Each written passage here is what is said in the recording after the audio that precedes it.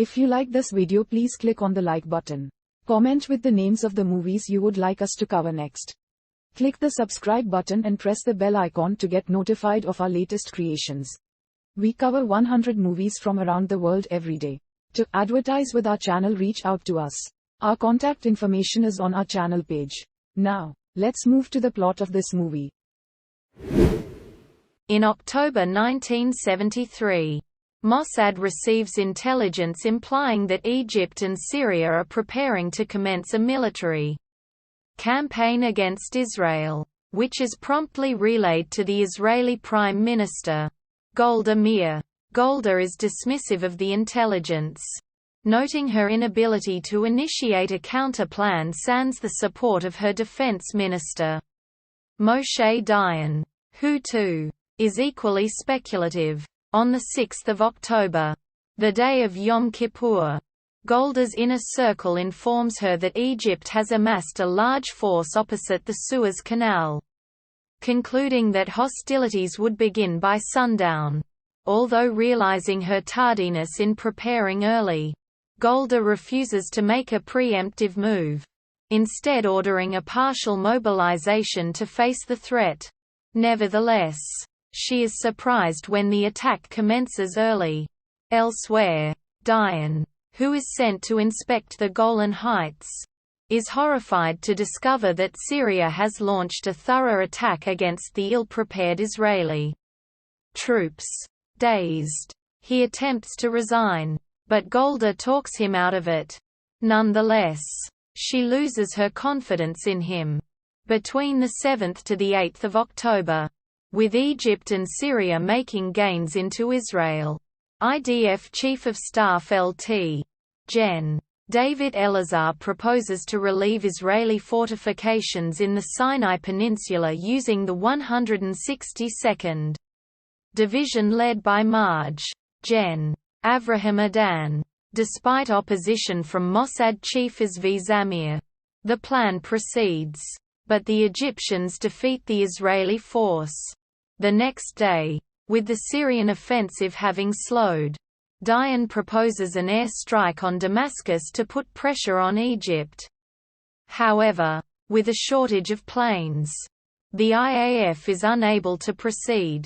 In response, Golda requests U.S. Secretary of State Henry Kissinger to provide surplus jets, which he reluctantly agrees to.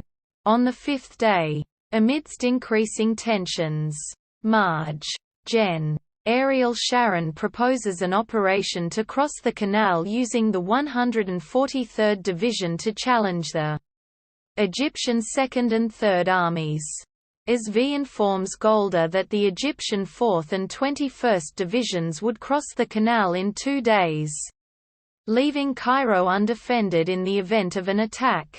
Per the intelligence, the Egyptians cross the canal and are met with resistance from Israeli tank forces led by Lt. Gen. Chaim Bar Lev and are defeated. On 15 October, Sharon's forces cross the canal at an undefended point called the Chinese Farm. They are ambushed by Egyptian units. Regardless, they maintain their positions.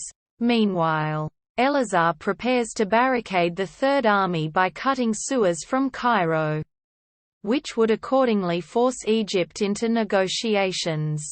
Concurrently, Kissinger pays a private visit to Golda and urges her to accept a ceasefire.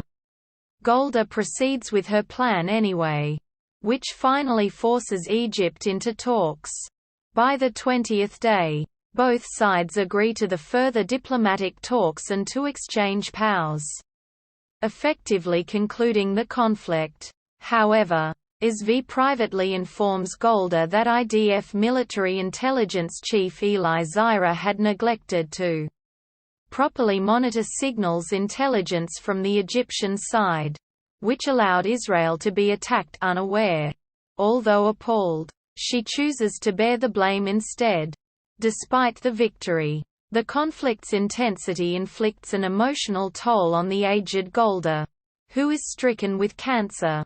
1 year later, in 1974, Golda testifies before the Granite Commission for her conduct in the war.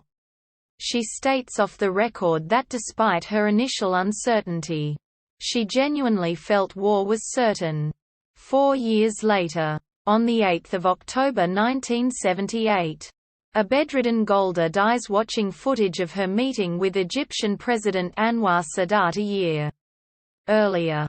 The film's monologue informs that the commission cleared Golda of any wrongdoing and that she lived to see the signing of the Camp David Accords, the first formal measures of peace between Israel and its Arab neighbors.